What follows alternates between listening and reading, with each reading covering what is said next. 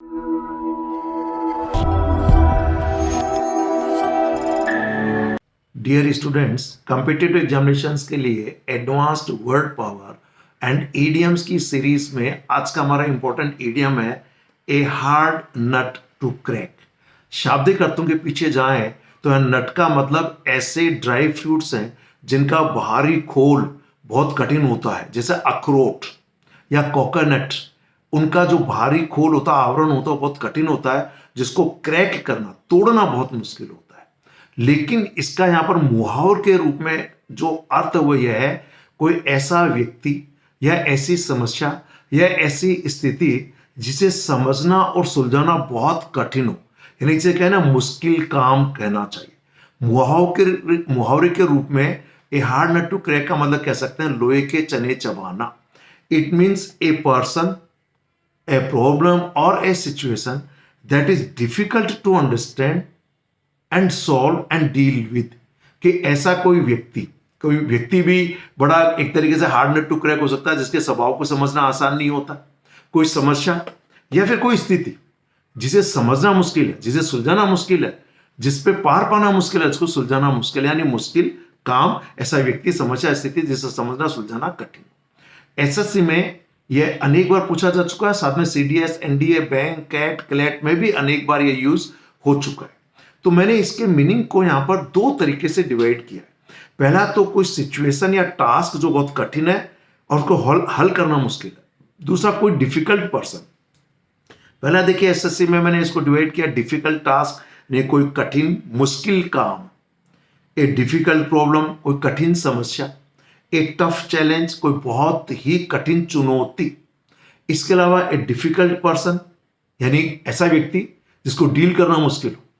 And inflexible person who is hard to convince, कि ऐसा अक्खड़ व्यक्ति जिससे समझाना मुश्किल हो, कन्विंस करना मुश्किल हो, अपनी बात पे अड़ गया सो अड़ गया, जिसे हठी भी कह सकते हैं, जिद्दी भी कह सकते हैं। क्लियर? तो वो इनफ्लेक्सिबल है और उसको कन्विंस करना बहुत मुश्किल है। तो एक hard nut to crack.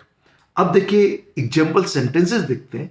SSC में दिया हुआ था, the question of unemployment is a hard nut to crack, कि जो बेरोजगारी का जो सवाल है वो एक ऐसा सवाल है जिसे हल करना मुश्किल है, यानी बहुत ही कठिन समस्या है बेरोजगारी का सवाल। और वाकई में है बेरोजगारी की समस्या। आप सब लोग जो स्टूडेंट्स अलग अलग कॉम्पिटिटिव एग्जामिनेशंस की तैयारी कर रहे हैं, they very well know it how difficult it is. अगला सेंटेंस है, the principal of this school is a hard nut to crack, कि इस स्कूल का जो प्राचार्य है, जो प्रिंसिपल है, उसे समझना बहुत मुश्किल है, वो डिफिकल्ट पर्सन है। इसीलिए मैंने एसएससी में जब अलग अलग बार पूछा गया था तो मैंने दो कैटेगरी में बांट दिया, व्यक्तियों के लिए अलग और समस्या के लिए या सिचुएशन के लिए अलग। ठीक है? तो जो स्कूल का प्रिंसिपल हो क्या है, उसको समझना बहुत मुश्किल है।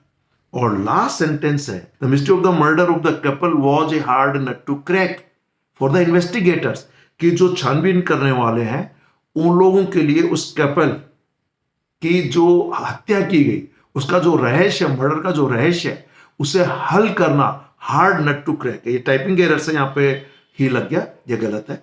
The mystery of the murder of the couple was a hard nut to crack for the investigators, कि जो इन्वेस्टिगेट करने वाले जो लोग हैं उन लोगों के लिए उस कपल यानी जो जोड़ा था पति पत्नी का या जो भी गर्लफ्रेंड बॉयफ्रेंड का, उनकी हत्या का जो सवाल है उसको हल कर पाना वाकई में एक मुश्किल कार्य है। फिर कहना चाहूंगा, a hard nut to crack competitive examinations के लिए डे टू डे लाइफ में बोलने और लिखने के लिए भी काफी उपयोग किया जाता है। अगर आप किसी कॉम्पिटिटिव एग्जामिनेशंस के अंदर ऐसे लिख रहे हैं या लेटर लिख रहे हैं या ईमेल राइटिंग आता है, पैराग्राफ राइटिंग आता है, और अगर आप ऐसे इडियम्स का अगर उसमें प्रयोग करते हैं लिखने में, तो निश्चित रूप से और लोगों की तुलना में आप ज्यादा मार्क्स स्कोर करेंगे, ऐसा मैं आपको विश्वास दिलाता हूं। तो ये जो इडियम्स जो मैं आपको बता रहा हूं, ये कॉम्पिटिटिव एग्जामिनेशंस के लिए आपकी लैंग्वेज को इंप्रूव करने के लिए काफी उपयोगी साबित होंगे। Thank you very much, have a nice day.